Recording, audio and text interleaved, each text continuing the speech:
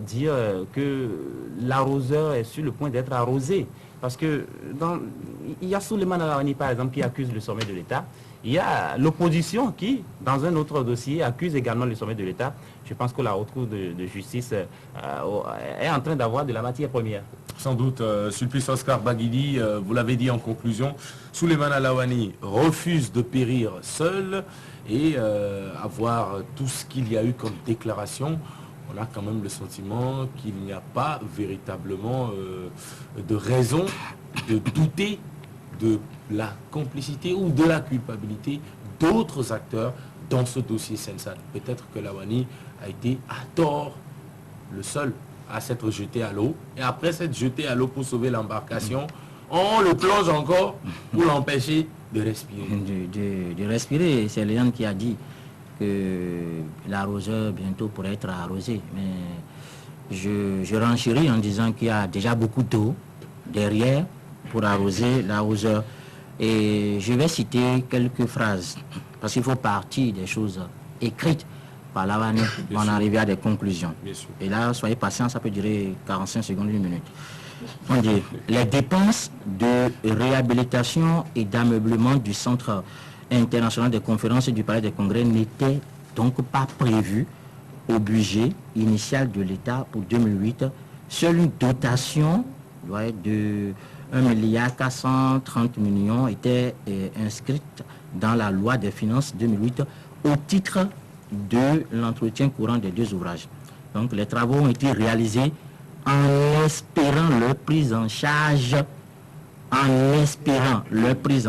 par les partenaires libyens. Vous voyez, malgré les multiples voyages en Libye, ce pays n'a contribué en définitive, malgré les multiples voyages, qu'à hauteur de 1,5 milliard, alors qu'on espérait beaucoup plus que ça. Ouais.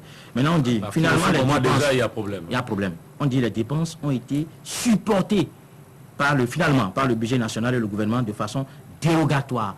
C'est-à-dire, et suivez bien, sans autorisation préalable du Parlement. Donc, on a engagé les dépenses à charge d'obtenir du Parlement l'intégration dans le cadre d'une loi de finances rectificative 2008. Et maintenant, pour terminer cette petite phrase... Ça veut dire qu'on est passé outre certaines... Tout. Maintenant, on dit, ce qui est grave, on dit, enfin, les députés ont évoqué des malversations au niveau du dossier Sensane pour refuser le vote du collectif budgétaire 2008. La réponse du chef de l'État, et là, ça devient intéressant, la réponse du chef de l'État a été de prendre une ordonnance rendant exécutoire les dépenses contestées et suspectées sans émettre de réserve. Lawani a fini de tout dire et à ce niveau. Maintenant, on doit d'abord commencer.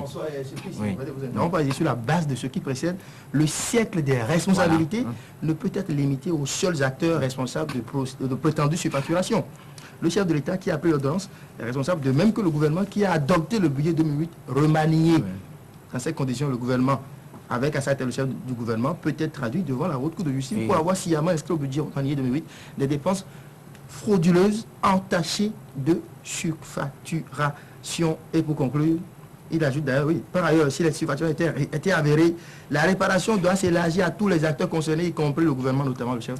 Et donc en réalité, on n'avait pas les moyens, mais on a beaucoup compté sur le guide de là-bas. Justement, alors, non seulement on n'avait pas les moyens de le faire, mais ensuite le délai, il était très court. Donc, et malgré, et ce qui est important, malgré les malversations évoquées, on a eu recours à l'ordonnance. Et maintenant, il faut commencer par saluer le courage. Député, oui, il faut commencer par saluer le courage du ministre des Finances, de l'ancien, parce que c'est la première fois qu'un ancien ministre de Yahi décide, en tout cas évoque donc, la traduction du chef de l'État devant la Haute Cour de justice. Et en cela, on a comme une sorte de révolution, parce que quelqu'un dans le siècle, dans l'ancien siècle, en tout cas un ancien, a décidé d'affronter le chef de l'État. Ça peut inaugurer une nouvelle ère de fin de mandat. Et ce qui est intéressant aussi, c'est que Souleymane Alawani ne se dédouane pas du tout. Non, il ne se dit pas il a montré que la responsabilité totalement blanc, mais il montre que les responsabilités doivent être partagées. Et parlant de IGE, j'avais dit tout à l'heure que j'allais y revenir, Souleymane Alawani, qu'est-ce qu'il pense de l'IGE? Il dit, IGE, une structure placée sous l'autorité du chef de l'État, l'agence judiciaire du Trésor, qui dépend également du chef de l'État, ont mené des enquêtes, sans oublier aussi la fameuse commission Bouillon, pour l'accabler, l'éclabousser, montrer qu'il est le coupable, c'est lui qui a créé tout ça. Mais parlant les autres aspects de la CNSAD, c'est quand même curieux qu'on n'ait pas eu accès aux autres aspects, qu'on n'ait pas abondamment communiqué sur les autres dossiers CNSAD. Oui, et que ce soit seulement uniquement les aspects palais des congrès et CIC qui ait bénéficié de cet engouement-là. Moi, j'ai échangé avec un ministre, il était à l'époque au gouvernement, et qui nous disait à l'époque, parlant de, je pense qu'il se prononçait sur la réaction des populations de Havrancourt par rapport à un ministre suspendu. Il disait, mais ce ministre-là, que lui, il était prêt à donner sa tête, à couper pour jurer qu'il était hors de question qu'il revienne au gouvernement parce qu'il était éclaboussé. Il dit, ah bon, monsieur le ministre, et vous tenez ces propos-là devant les gens. Il dit, oui, c'est une réalité. Quelques mois après, quelques semaines après, il a été réhabilité. C'est quand même assez, c'est trop facile qu'on veuille nous dire que Souleymane Laouané, je ne veux pas le défendre ici, était le seul coupable de toutes les malversations notées dans la CNSAD. Oui. Loin de vouloir le défendre, ce qui est intéressant, c'est que l'homme apporte les preuves de ce qu'il a fait. On n'allume pas une lampe, vous savez, pour la mettre sous, sous le boisseau. Non, c'est pas possible. Et aujourd'hui, j'ai l'impression qu'au fur et à mesure, les jours à venir, en tout cas avant que les procédures devant la haute cour de justice ne commencent, on aura encore d'autres détails de plus en plus croustillants. Si vous permettez, Oui, il y a eu manifestement une volonté que de noircir Souleymane à l'excès, de noircir le présenter comme le mouton noir de la République. Et vous en parliez aussi, il y a une volonté de cacher des choses. Il y a un traitement, je veux dire, différencié entre les différents aspects, les différents volets du scandale de ce qu'on vient d'appeler CNSAD Gate. Il y a 10 volets au total, mais on s'acharne essentiellement sur le volet réhabilitation et ameublement du CIC, le palais de congrès. Alors qu'il y a très certainement à manger et à boire dans tous les autres aspects. L'IGE et la commission Poyon ont fait l'impasse, me semble-t-il, sur les autres aspects. Je pense qu'on peut tout à fait s'interroger. On peut s'interroger aussi sur le caractère urgent. Le caractère urgent qu'on a donné à l'organisation de la CNSAD chez nous. Souleymane Laouané le dit. Il dit que ce sommet-là a été attribué à notre pays le 3 juin 2007, mais on a attendu décembre pour que le Conseil des ministres s'y penche. Donc à partir de ce moment-là, il ne restait que 6 mois seulement. Et on peut donc 5 mois. 6 mois, oui. On peut donc se demander si on a voulu, mettons, profiter des gré à gré, des passations de marché gré à gré, en réduisant de cette façon-là les délais. Ce sont des interrogations. Et puis, il y a une information. Pour moi, c'est la principale. Le chef de l'État, on l'a entendu sur un plateau de télévision, il a dit qu'il n'était pas au courant.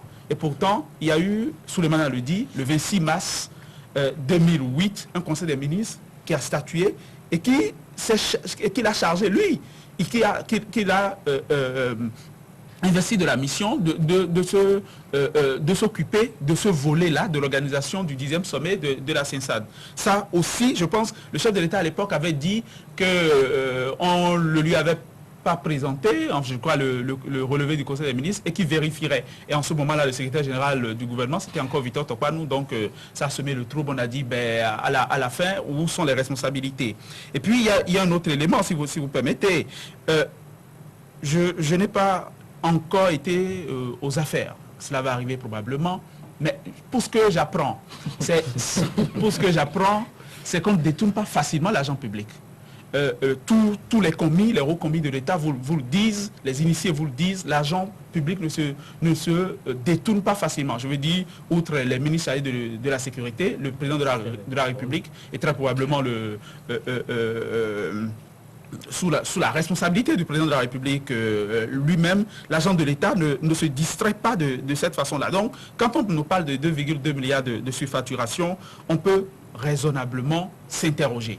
Et puis, c'est le président de la République qui a pris sur lui. On a dit, Souleymane Laouani a dit que c'est sur décision personnelle et volontaire et sans budget préalable que le chef de l'État a décidé de l'organisation dans notre pays du 10e sommet de la CENSAD. Ça veut dire qu'au moins sur ce plan-là, le chef de l'État lui-même, il a appelé d'une autre façon, il a dit d'une autre façon, il dit responsable et pas coupable. Ce n'est pas tout à fait ce que Souleymane Laouani dit. Donc, il y a toutes ces interrogations-là qui, pour moi, vous avez parlé aussi de l'ordonnance du 5 novembre 2008 qui prend, le chef de l'État prend l'ordonnance pour mettre en œuvre comment je dis ça? Non, pour tout simplement pour entériner officiellement des députés, les députés qui avaient déjà suspecté certaines défaillances. Les dépenses avaient déjà été effectuées. Pour mettre en exécution les dépenses. Justement, et contourner un tout petit peu la volonté de l'Assemblée nationale. Les députés, par rapport à la question cruciale de la surfacturation, il y a aussi des détails qui ont été donnés. Il a parlé notamment de devis référentiel du ministère en charge de l'urbanisme. Et Inondé Bessi revient encore dans l'affaire. Donc je pense qu'on avait besoin de cette intervention même épistolaire de Souleymane Laouani. Il a pris tout son temps. On a compris maintenant pourquoi il a pris tout son temps. Et la leçon à tirer, c'est que on ne touche pas facilement à un ministre des Finances. Et en le faisant, peut-être que Yaï Boni n'a pas prévu en fait les conséquences.